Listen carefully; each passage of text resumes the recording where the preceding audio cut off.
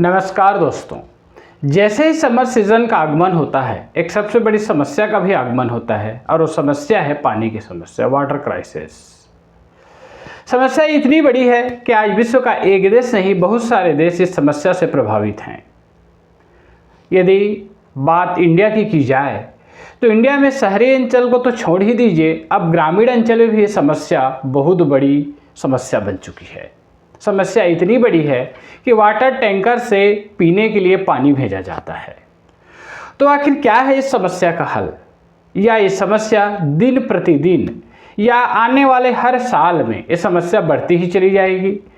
क्या आधुनिक विज्ञान या मानव इस समस्या का हल खोजने में असमर्थ है? आइए आज के वीडियो में समझते हैं वाटर क्राइसिस को और आखिर क्या है इस समस्या का हल।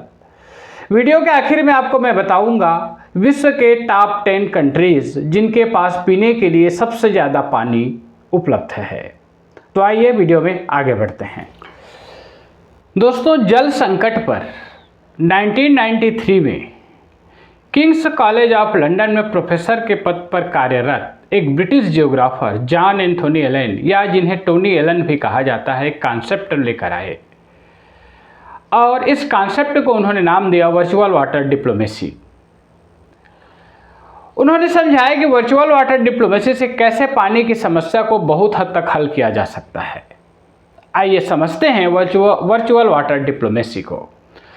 वर्चुअल वाटर डिप्लोमेसी को समझने से पहले हम जानते हैं कि वर्चुअल वाटर किसे कहा जाता है। टोनी एलन ने बताया कि वर्चुअल वाटर वह वाटर होता है जो किसी भी एग्रीकल्चरल प्रोडक्ट या इंडस्ट्रियल प्रोडक्ट को बनकर तैयार होने में जो पानी की मात्रा लगती है उसको वर्चुअल वाटर कहा जाता है। इसको हम ऐसे समझ सकते हैं, मान लीजिए 1 किलो राइस को अंकुरण से लेकर पककर तैयार होने में जितनी पानी की मात्रा खर्च करता है वो प्लांट, वो उसका वर्चुअल वाटर हुआ। जैसे राइस के केस में इसको कहा जाता है कि 1 किलो राइस को उत्पादित होने में 3 से 5,000 लीटर पानी की आवश्यकता होती है। इसी प्रकार से भिन्न भिन्न फसलों के लिए पानी की मात्रा भिन्न भिन्न होती है। शुगर केन, कपास, सोया, इन सब के लिए अलग अलग पानी की मात्रा उत्पादित होने में खर्च होती है। इसको उन्होंने वर्चुअल वाटर या इनडायरेक्ट वाटर का नाम दिया। आरंभ में इस थ्योरी पर बहुत से देशों ने ध्यान नहीं दिया, लेकिन समय के साथ साथ बहुत से देश उनके इस कॉन्सेप्ट पर रुचि लेने लगे। 2002 में नीदरलैंड में जल संकट पर एक समिट का आयोजन हुआ। 2003 में जापान में फिर से एक समिट का आयोजन हुआ और फाइनली 2008 में टोनी एलन को स्टॉकहोम वाटर प्राइज से सम्मानित किया गया। तो वर्चुअल वाटर डिप्लोमेसी आखिर काम कैसे करता है? दोस्तों, वर्चुअल वाटर डिप्लोमेसी के यदि मैं शॉर्टकट में आपको बताऊं तो अपना बचाओ दूसरे का खाओ, इस कॉन्सेप्ट पर वो कार्य करता है। अर्थात अपना पानी आप बचाइए, दूसरे का पानी आप यूज़ कीजिए। अब इसमें डिप्लोमेसी शब्द कहाँ से आया? आमतौर पर डिप्लोमेसी शब्द का इस्तेमाल बायलैटरल, किसी भी दो देश के बायलैटरल पॉलिटिकल रिलेशनशिप के संदर्भ में किया जाता है डिप्लोमेसी शब्द का इस्तेमाल, लेकिन यहाँ पर इसका इस्तेमाल पानी के संदर्भ में किया जा रहा है। तो आखिर पानी के संदर्भ में वर्चुअल वाटर डिप्लोमेसी काम कैसे करता है, इसी को हम समझते हैं। जैसा कि वीडियो के आरंभ में मैंने आपको बताया कि 1 किलो राइस को उत्पादित होने के लिए 3 से 5,000 लीटर पानी की आवश्यकता होती है। अब मान लीजिए कोई देश 1 किलो राइस दूसरे देश को एक्सपोर्ट कर देता है या निर्यात कर देता है, तो वर्चुअली रूप से 5,000 लीटर पानी का भी वो निर्यात कर देता है उसको। अर्थात आयात करने वाले देश को वर्चुअली रूप से 5,000 लीटर पानी का फायदा हो जाता है, या अपने यहाँ 5,000 लीटर पानी की वो बचत कर लेता है, और निर्यात करने वाला देश 5,000 लीटर पानी दूसरे देश को फ्री में दे देता है। दोस्तों, 2019 में चेन्नई के अन्ना यूनिवर्सिटी ने एक डेटा पब्लिश किया और उन्होंने बताया कि 2006 से 2016 के बीच भारत ने जो बासमती चावल एक्सपोर्ट किया उसमें 26,000 मिलियन लीटर वर्चुअल वाटर का भी एक्सपोर्ट किया। अर्थात उतना पानी जिस देश को भारत ने निर्यात किया बासमती चावल, उस देश को उतना पानी भारत ने फ्री में दे दिया। अब वर्चुअल वाटर डिप्लोमेसी आखिर काम कैसे करता है ये बताता हूं मैं आपको। मान लीजिए कोई दो देश हैं, एक देश में पानी की अधिकता है, दूसरे देश में पानी की कमी है।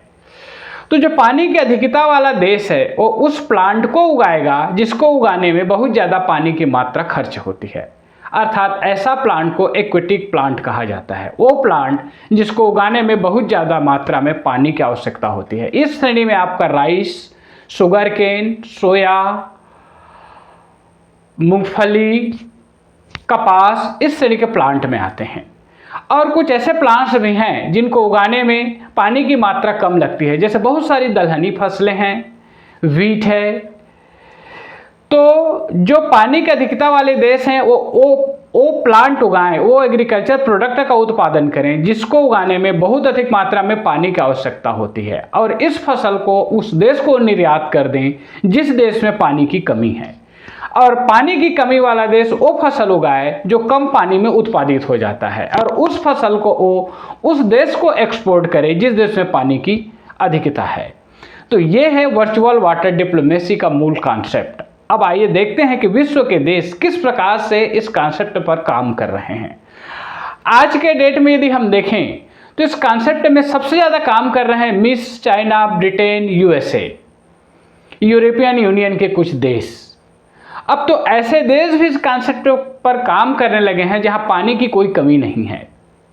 मिस्र, जहां दुनिया की दूसरी सबसे बड़ी नदी नील नदी बहती है, आज के डेट में मिस्र 54% वर्चुअल वाटर का इंपोर्ट कर रहा है। वर्चुअल वाटर वो बाहर से मंगा रहा है 54%, अर्थात अपने वहाँ वो 54% वर्चुअल वाटर की बचत कर रहा है वो। इसी प्रकार यदि चीन का हम उदाहरण लें तो चीन के यहाँ तीसरी सबसे बड़ी नदी यांगसी नदी बहती है विश्व की। उसके बावजूद चीन बहुत से अफ्रीकी देशों में जहाँ पानी की अधिकता है वहाँ ज़मीनें लीज पर ले रहा है और वहाँ चावल की खेती कर रहा है वो, ताकि अपने यहाँ ज़मीन और पानी दोनों की बचत कर सके। इस श्रेणी में ब्रिटेन भी है। ब्रिटेन भी अपने यहाँ लगभग 50% वर्चुअल वाटर का आयात कर रहा है ब्रिटेन। यूरोपियन यूनियन जहां पानी की कोई कमी नहीं है वहां भी 40% वर्चुअल वाटर अर्थात ऐसे कृषि प्रोडक्ट का वो आयात कर रहा है जो उसके यहाँ पानी की बचत कर सके। तो ये रहा दोस्तों वर्चुअल वाटर डिप्लोमेसी। आइए वीडियो के अंत में आपको मैं बता दूं कि दुनिया के टॉप 10 देश कौन से हैं जहां पानी की सबसे अधिक मात्रा, पीने लायक पानी की मात्रा उपस्थित है। इस लिस्ट में सबसे पहले आते हैं आपका Brazil, second Russia, USA, fourth Canada, 5 चीन, 6 Colombia, 7 European Union, 8 Indonesia, 9 Peru, 10 हमारा इंडिया। तो दोस्तों वीडियो कैसा लगा कमेंट्स जरूर कीजिएगा। मिलते हैं अगले वीडियो में ऐसे ही नॉलेजेबल जानकारी के साथ, तब तक के लिए नमस्कार।